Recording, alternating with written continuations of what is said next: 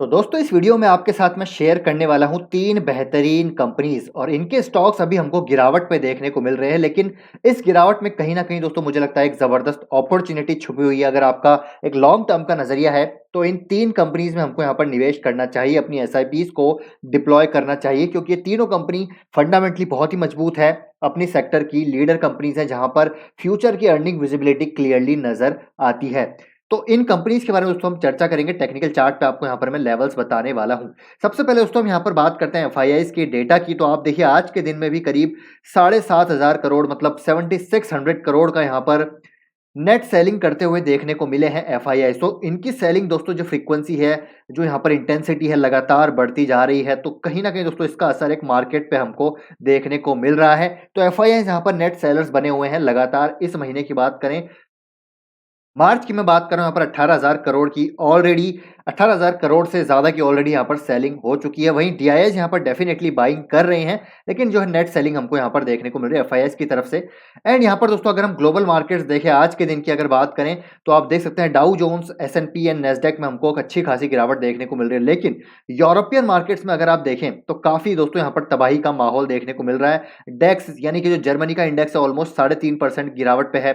एफटीएससी आप देखिए यहाँ पर ब्रिटेन का, कनाडा का, यूरो, एम्स्टर्डम, स्पेन का इंडेक्स, यूरोपियन मार्केट्स में खतरनाक तरीके से हमको यहाँ पर गिरावट देखने को मिल रही है। इसके पीछे का रीजन दोस्तों, क्योंकि मार्केट अभी ओपन हुआ है और हमने जैसे कि देखा था सुबह यहाँ पर न्यूक्लियर पावर प्लांट पे, जो यूक्रेन का न्यूक्लियर पावर प्लांट था उस पे यहाँ पर अटैक हुआ था, फायर ब्रेकआउट हुआ था, उसका एक नेगेटिव इम्पैक्ट हमको मार्केट्स में देखने को मिल रहा है। एंड साथ ही साथ आप देखिए दोस्तों यहाँ पर जो ऑयल की कंडीशन है, यानी कि जो ब्रेंट क्रूड है फ्यूचर्स है उसकी बात करें, तो करीब 115 यानी $115 पर बैरल के आसपास यहाँ पर देखने को मिल रहा है। तो अगेन यहाँ पर ऑयल उबाल मारता हुआ नजर आ रहा है, जो कि एक नेगेटिव न्यूज है। तो लेट्स सी यहाँ पर दोस्तों मंडे के दिन हमको मार्केट किस तरीके से, क्योंकि देखिए वीकेंड पड़ रहा है बीच में, तो काफी ज्यादा वोलेटिलिटी यहाँ पर देखने को मिल सकती है मंडे के दिन मार्केट में, क्योंकि 2 दिन यहाँ पर काफी सारे इवेंट्स होने वाले हैं। पीस टॉक की बात करें या फिर हम रशियन जो अभी मिलिट्री ऑपरेशन चल रहा है वो भी इंटेंसिफाई होता हुआ नजर आ रहा है। कीव में बेसिकली बात करें तो ये सारी चीजें हैं जिसकी वजह से मार्केट्स में देखिए दोस्तों काफी प्रेशर देखने को मिल रहा है। लेकिन जैसे हमने बात करी, तो लगातार मैं बात करूंगा आपके साथ यही कि मार्केट में जब फियर होगा तभी यहाँ पर एक निवेश का मौका होगा, जहां पर अच्छी कंपनीज अब हमको रीजनेबल वैल्यूएशंस पे देखने को मिल रही हैं। तो अगर आपका लॉन्ग टर्म का नजरिया तो आपको यहाँ पर जरूर निवेश करना चाहिए। तो पहली कंपनी कौन सी है? पहली कंपनी दोस्तों one and only API sector leader, pharma की लीडर कंपनी है और गजब का इनका प्रोडक्ट बास्केट है और ग्लोबल लीडिंग प्रोडक्ट्स इनके पास हैं। अगर मैं यहाँ पर कुछ नाम लूँ, जैसे कि नेप्रोक्सिन हो गया या फिर गाबापेंटिन वगैरह, और भी कुछ प्रोडक्ट्स हैं जो कि ग्लोबल लीडरशिप है इन प्रोडक्ट्स में, मोनोपोली है डिवीज लेबोरेटरीज के पास। अब देखिए दोस्तों ये जो स्टॉक है 42 के पी पे चल रहा है, हालांकि इंडस्ट्री के पी से आपको काफी ज्यादा देखने को मिलेगा। लेकिन अगर आप यहाँ पर पी का चार्ट देखें इसका, तो आप देखिए 3 साल की अगर बात करें तो 3 साल का इसका मीडियन पी 51 का है, लेकिन ये चल रहा है अभी 40 के आसपास। तो 3 साल के अगर हम ट्रेंड में देखें तो अभी सस्ता है। 5 साल के ट्रेंड में भी आप देखेंगे तो यहाँ पर 5 साल का जो मीडियन पी है उससे भी हमको अभी नीचे देखने को मिल रहा है थोड़ा बहुत। तो 3 साल 5 साल का अगर आप डेटा देखें तो यहाँ पर प्राइस टू अर्निंग रेशो अब थोड़ा रीजनेबल होता हुआ नजर आ रहा है। अब इसका मतलब ये नहीं है कि दोस्तों यहाँ से स्टॉक गिरेगा नहीं, हो सकता है यहाँ से स्टॉक और गिर जाए। बॉटम किसी को नहीं पता दोस्तों, देखिए मार्केट का बॉटम किसी को नहीं पता, लेकिन हमारे हाथ में क्या है? हमारे हाथ में है कि यार हम अच्छी कंपनीज में गिरावट में जब हमारे वैल्यूएशंस पे वो आ रहा है, हमारे लेवल्स पे आ रहा है, तो उसमें बाइंग करें। हो सकता है यहाँ से 10% और गिर जाए तो और बाइंग करेंगे, और अगर पैसा नहीं है तो इसको आप यहाँ पर बाइंग करके हम इसको छोड़ देंगे, मतलब कि लॉन्ग टर्म के लिए इसको होल्ड करेंगे। क्योंकि अर्निंग विजिबिलिटी की बात करें तो क्लियरली नजर आती है, पिछले 3 साल 5 साल में अगर आप देखें तो कंपनी ने लगातार अपने प्रॉफिट्स को ग्रो किया, लगातार अपनी सेल्स को ग्रो किया है, अपने प्रॉफिट मार्जिन्स को यहाँ पर लगातार ग्रो किया है, जहां पर दूसरी कंपनीज के मार्जिन्स पे काफी ज्यादा डेंट पड़ता हुआ देखने को मिला है। डिवीज लैब का प्रॉफिट यहाँ पर क्वार्टर ऑन क्वार्टर भी बढ़ता हुआ देखने को मिल रहा है। तो आप समझ सकते हैं किस प्रकार के इनके के पास एग्जीक्यूशन कैपेबिलिटीज है, किस प्रकार की ऑपरेशनल एफिशिएंसी है, किस प्रकार की यहाँ पर प्रोसेस इनोवेशन है। तो डिवीज लेबोरेटरीज को आप दोस्तों करंट मार्केट प्राइस पे डेफिनेटली ऐड कर सकते हैं। 25% करेक्शन पे है, और करेक्शन आता है तो इसको और क्या ऐड करेंगे। लेकिन यहाँ पर नजरिया हमारा कम से कम दोस्तों यहाँ पर 2 से 3 साल का होना चाहिए। मैं मिनिमम बात कर रहा हूँ। डिवीज लैब तो यहाँ पर दोस्तों और भी लंबा होल्ड किया जा सकता है, क्योंकि इनके पास मैनेजमेंट काफी जबरदस्त है एंड प्रोडक्ट बास्केट एंड जो सेक्टर है वो काफी जबरदस्त है, ग्रोइंग सेक्टर है। नेक्स्ट बात करते हैं दोस्तों यहाँ पर जुबिलिएंट फूडवर्क्स की, और इस स्टॉक में तो आज के दिन 6% की भारी गिरावट देखने को मिली है। अब देखिए दोस्तों इनमें एक चीज और मैं आपको बताऊं, डिवीज लैब की अगर आप एफआईएस की यहाँ पर स्टेक देखें तो करीब-करीब 20% के आसपास है।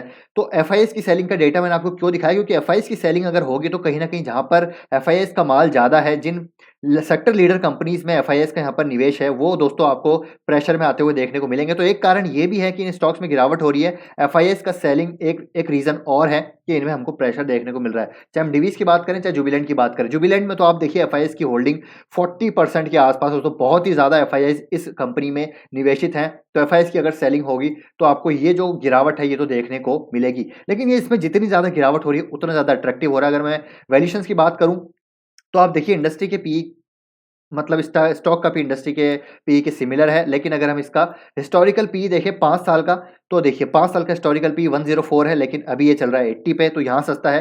3 साल की बात करूँ तो 3 साल का हिस्टोरिकल पी 94 है, यहाँ भी सस्ता है। मैक्सिमम की बात करें, मैक्सिमम पे आपको ऑलमोस्ट मैक्सिमम जो इसका 10 साल का मैक्सिमम पी है उसके आसपास है। तो आप समझ सकते हैं कि जुबिलेंट फूडवर्क्स में यहाँ पर दोस्तों एक वैल्यू वाइज रीजनेबल नज़र आ रहा है, अट्रैक्टिव नज़र आ रहा है, और यहाँ पर गिरावट और हो सकती है। जैसे मैंने कहा, हमको दोस्तों बॉटम नहीं पता। आप देखिए एक एक और मेजर सपोर्ट यहाँ पर ब्रेकडाउन हो चुका है। अब यहाँ पर एक नेक्स्ट सपोर्ट जो इसका करीब-करीब 2400 के आसपास है। 2400 पे भी आ सकता है, हो सकता है आ जाए, लेकिन मैं दोस्तों पर्टिकुलरली मैं अपना बताऊँगा। देखिए मैं कोई रिकमेंडेशन यहाँ पर नहीं दे रहा हूँ, जो मैं करता हूँ वही आपके साथ शेयर करता हूँ, जो कि मेरे दिल से यहाँ पर बात निकलती है वो यही है कि मैं जो कर रहा हूँ वही आपको बता रहा हूँ, ठीक है? तो यहाँ पर 2400 तक भी आ सकता है, तो अगर ये और करेक्ट होता है दोस्तों हम इसको और ऐड करेंगे।